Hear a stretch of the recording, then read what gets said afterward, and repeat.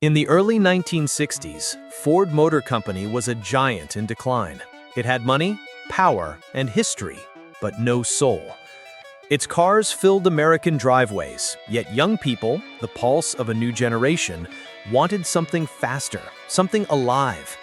They wanted Ferraris, not Fords. Henry Ford II, grandson of the great Henry Ford, could feel it.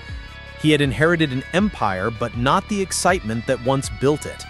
He needed something bold to shake Ford awake, a symbol that proved the company could still dream. Then came an idea. Why not buy Ferrari? At the time, Enzo Ferrari ruled motorsport like a king.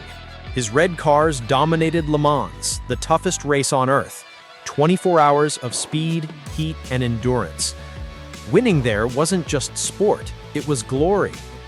In 1963, Ford's executives, led by Don Frey and Lee Iacocca, approached Enzo with an offer. Ford would buy Ferrari, giving Enzo funding to keep racing, and Ford, in return, would gain the Ferrari name. For months, lawyers traded papers. Engineers whispered of what might come. It looked like the deal was done. Then, in a quiet office in Maranello, everything fell apart. The moment came when Ferrari read the fine print. He realized that if Ford owned his company, he would lose control of his racing team, the very thing he loved most. That, for Enzo, was unforgivable. He stood, eyes sharp behind his dark glasses, and delivered the words that would ignite a war. Go back to Michigan. Back to your big, ugly factory making your ugly little cars. Tell him he's not Henry Ford. He's Henry Ford II. It was an insult that cut through corporate armor and into pride. When the message reached Henry Ford II, witnesses said his face went cold. Then, with fury restrained only by authority, he said, "All right, we'll beat his ass at Le Mans." That was it. From that moment on, Ford didn't want to buy Ferrari. He wanted to destroy him. Ford launched what would become the most expensive racing program in history up to that point, Project GT40. Its only purpose, to build a car that could defeat Ferrari at Le Mans. But Ford wasn't a racing company. They built road cars, not race cars. So they looked to Europe, to Lola Cars and its engineer Eric Broadley. Broadley had been experimenting with lightweight, mid-engine sports cars. Ford took his design, merged it with their own resources, and set up a team called Ford Advanced Vehicles in Slough, England, under the direction of John Wyer. The car they built was stunning, low, wide, and powerful. They called it the GT40 for its height, just 40 inches from the ground. In theory, it was perfect. In reality, it was a disaster. At Le Mans 1964, Ford entered with confidence, and 6 GT40s. Not one finished the race. Engines failed, gearboxes cracked, cars caught fire. Wyer's engineers were precise, but not passionate. Ford's executives grew impatient. They wanted speed, but what they had was chaos. Henry Ford II was furious. Millions had been spent, and Ferrari was still untouchable. That's when Ford made a call across the Atlantic to a Texan racer who had once beaten Ferrari on the track himself, Carroll Shelby. Shelby was different. He was a racer first, businessman second, and a showman always. He had won Le Mans in 1959 as a driver, then turned to building cars, the Cobra, a brutal fusion of American muscle and British design. When Ford approached him in late 1964, they were desperate. Shelby walked into the project with his trademark cowboy swagger and an unshakable belief that racing was about heart, not hierarchy. Under his command, Ford's cold machinery met human passion. He tore apart Wyer's setup, simplified what worked, and brought in drivers who could handle danger. Men like Ken Miles, a brilliant but hot-headed British engineer who understood machines as if they spoke to him.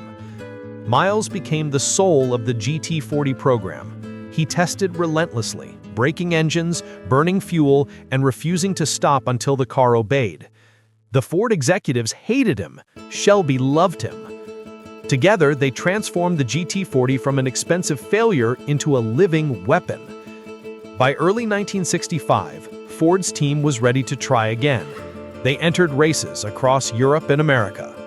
But again, Le Mans crushed them. None of the Fords finished the race. Still, this time, something was different. The cars were faster, tougher, and finishing more laps. The potential was clear. Henry Ford II, despite his anger, saw it too. He gave Shelby more freedom, more money, and one mission: win Le Mans 1966. And Shelby promised he would. The testing continued through 1965 into early 1966. Every lap revealed another weakness and another solution. Miles would push the GT40 until parts broke, then redesign them himself. He knew where the car flexed, where it breathed, where it needed strength. When the GT40 Mark II finally emerged, it wasn't just a car. It was vengeance in steel. A 7.0-liter V8 thundered under its hood, bigger, louder, meaner than anything Ferrari had. By spring 1966, Shelby and Miles had proven their formula. They'd won at Daytona and Sebring, races Ferrari had once ruled. Now the stage was set. Le Mans 1966 would decide everything.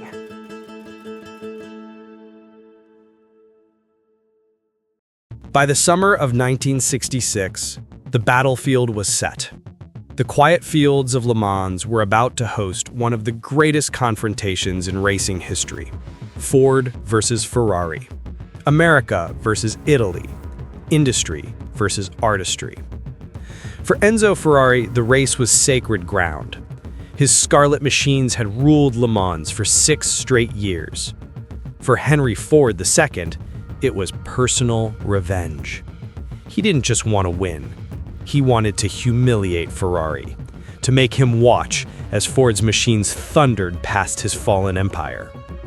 Ford poured millions into the effort. 8 GT40 Mark IIs were built, each one tested, refined, and tuned for a single mission: survive 24 hours of hell. 4 were run by Shelby American, 3 by Holman Moody, another top-tier racing outfit, and 1 by the British team Allen Man Racing. Ferrari arrived with just 2 330 P3s, beautiful, precise, and painfully outnumbered. But Ferrari had something Ford didn't: years of experience, intuition, and pride. In the days before the race, the paddock in Le Mans pulsed with tension. Mechanics worked through the night, adjusting gear ratios, checking oil lines, tightening bolts until their hands bled. Ford's camp was massive. Engineers in blue uniforms, trucks full of spare parts, and executives watching every detail like hawks. Carroll Shelby moved through the chaos calmly, Stetson hat tilted low, eyes scanning every car. Beside him was Ken Miles, the heart of the operation. Miles had done the impossible. He had tamed the GT40. Through months of brutal testing at Riverside, Sebring, and Daytona, he'd shaped the machine into a weapon of control and endurance. But behind the scenes, there was tension. Ford's executives didn't like Miles. He was outspoken, sarcastic, and impossible to manage. They feared he didn't fit the Ford image. Shelby fought for him, demanding that Miles drive the lead car at Le Mans. Eventually, he won. Now, on the eve of the race, Miles stood beside his GT40, number 1. Staring into the twilight, he wasn't thinking about revenge, or Ford, or Ferrari. He was thinking about the race, about the rhythm of the track, the way the car breathed through its gears, and the endurance that would be demanded of him. June 18th, 4 p.m. The flag dropped. 55 cars roared forward, engines screaming, tires clawing for grip on the narrow French tarmac. From the start, it was a war. The GT40 surged ahead with brute force, their 7.0-liter V8s overpowering Ferrari's lighter P3s on the straights. But the Ferraris were nimble, their handling sharper through the corners. In the first hours, Ferrari led. Then the Fords began their relentless climb. Pit stops were surgical. Shelby's crew worked with military precision, replacing tires, fueling, and changing drivers in seconds. As night fell, rain swept across the circuit. The Mulsanne Straight turned slick, and visibility dropped to almost nothing. But Miles thrived in the chaos. His lap times barely changed. Through sheets of rain, he guided the GT40 like it was part of him, braking late, cornering smooth, pushing where others lifted. By midnight, Ferrari began to falter. Gearboxes shattered, engines overheated, and one by one, the red cars disappeared into darkness. By dawn, Ford controlled the top 3 positions. The impossible had happened. Henry Ford II arrived at Le Mans that morning, dressed in a tailored suit, surrounded by aides, his face calm but eyes burning. He wanted victory, not just a win, but a statement. A corporate triumph that could be photographed, printed, and immortalized. Around 9 a.m., Ford's PR man, Leo Beebe, gave the order that would change history. He wanted all 3 GT40s, the leaders, driven by Ken Miles, Denny Hume, Bruce McLaren and Chris Amon, and Ronnie Bucknam, Dick Hutchinson, to cross the finish line together in a synchronized photo finish. It would be the perfect image. 3 Fords, side by side, conquering Ferrari. But there was a problem. Miles was leading by nearly a lap. He had earned with victory, through years of failure, sacrifice, and genius. When Shelby heard the order, he knew what it meant. Miles would lose his win. He walked to the pit wall, conflicted. He knew Ford owned the team, but Miles had earned the race. When the message reached Miles, he slowed down. Obedient, professional, loyal. McLaren's car caught up. The 2 cars drove side by side, thundering down the Mulsanne Straight together. 2 men who had fought for the same dream, now bound by corporate image. At 4 p.m., after 24 hours of relentless racing, the 2 GT40s crossed the finish line together. The crowd erupted. Cameras flashed. Ford had done it. First, second, and third. Henry Ford II smiled for the photographs. Beebe shook hands. The executives cheered. But when the results were calculated, the truth hit like a hammer.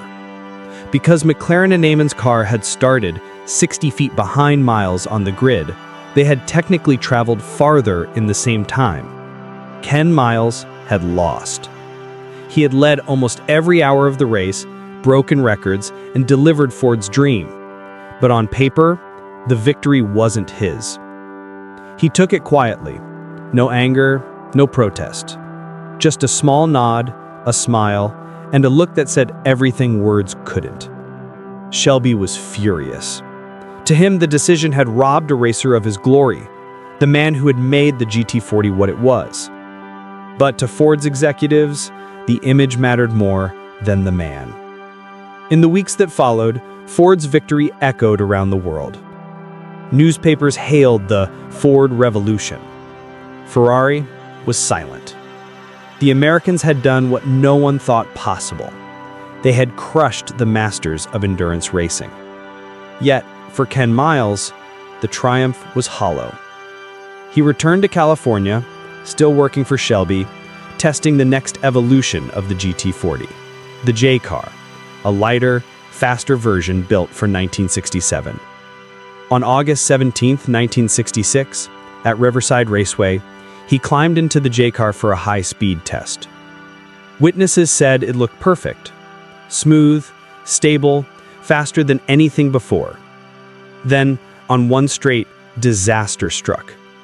At over 200 miles per hour, the car lifted off the ground, flipped, and crashed in a cloud of smoke and fire. Ken Miles was killed instantly. Shelby heard the news in silence. The shop fell quiet. For days, nobody spoke. The man who had given Ford victory had paid the ultimate price for perfection. A year later, in 1967, Ford returned to Le Mans with the GT40 Mark IV, a direct descendant of Miles's J car. It won again, driven by Dan Gurney and A.J. Foyt, this time without controversy. Ford went on to win 4 consecutive Le Mans titles from 1966 to 1969, an unprecedented run that cemented its dominance. Enzo Ferrari never returned to Le Mans after 1967. He turned his focus to Formula One, leaving endurance racing behind. To some, it was retreat. To others, acknowledgement. For Henry Ford II, victory had been achieved, but at a cost. For Carroll Shelby, it was bittersweet. In interviews, he would speak of Ken Miles with a quiet pride, calling him the best driver he ever knew. And for Ken Miles, his name almost vanished from the official record. For decades, the man who had built Ford's dream remained in the shadows of corporate history. Only years later would historians and enthusiasts uncover the truth, that behind Ford's triumph was not just money or machinery, but human brilliance, obsession, and sacrifice. Today, the GT40 stands as more than a car. It is a symbol of rivalry and redemption, of pride and loss. Its low, muscular silhouette whispers of speed. But if you listen closely, you can almost hear the voice of Ken Miles, calm, focused, eternal, chasing perfection down the endless Mulsanne Straight.